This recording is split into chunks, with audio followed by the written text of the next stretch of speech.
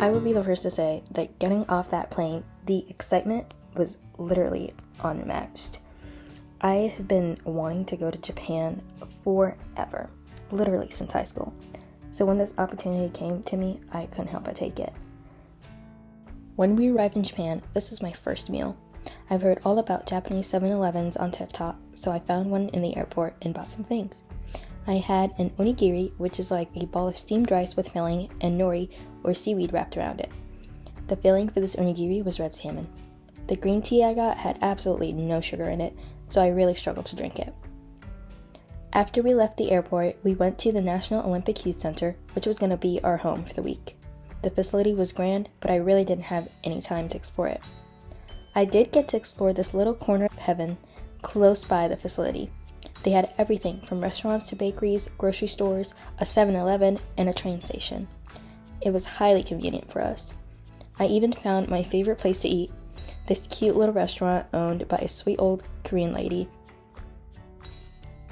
The next day at NYC, we had our orientation and learned a few things about Japan, as well as some key Japanese phrases we really should know. The first week was when we really got to interact with and learn with Japanese students. When we visited Azabu University and Tokyo University, we held our own prepared presentations as well as listened to the presentations from the Japanese students. We played games, got dinner together, overall really making effort to build camaraderie. There were things that stood out at each university visit. At Tokyo University, I really loved how lax the environment was with the students. We played charades with them, shared snacks. In return, they invited us to the May Festival. The festival was very busy with lots of food stalls managed by students. There was also live performances going on, which was very entertaining and fun to watch.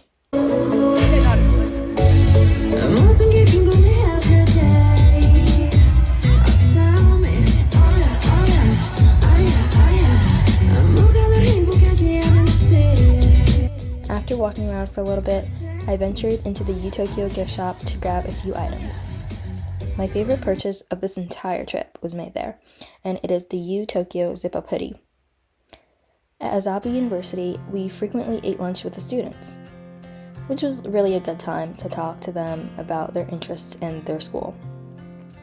We also received a guided museum tour from the students. It was really interesting being in the museum as an anthropology major. I was very interested in what they had to say about the animals and the paraphernalia in their collection. My favorite part was seeing all the bone constructions and plastic castings of organs on display. Another interesting activity that we engaged in at the university was the dissecting of fish for parasites. Yep, you heard that right. Lots of dead fish. We received a lecture on food hygiene.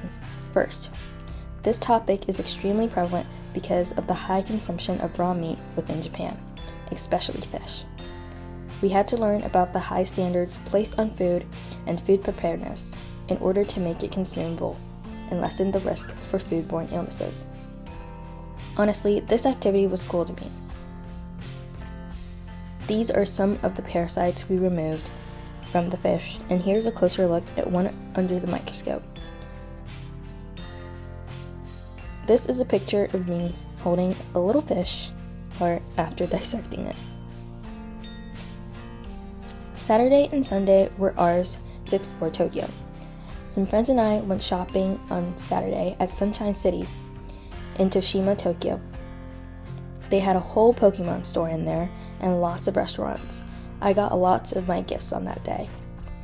After that, we explored Toshima a little bit. We went to the largest anime store I've ever been to. It was 7 floors of just anime. Another highlight of the weekend was just exploring the city at night. We visited Shibuya Crossing, Harajuku, just to name a few.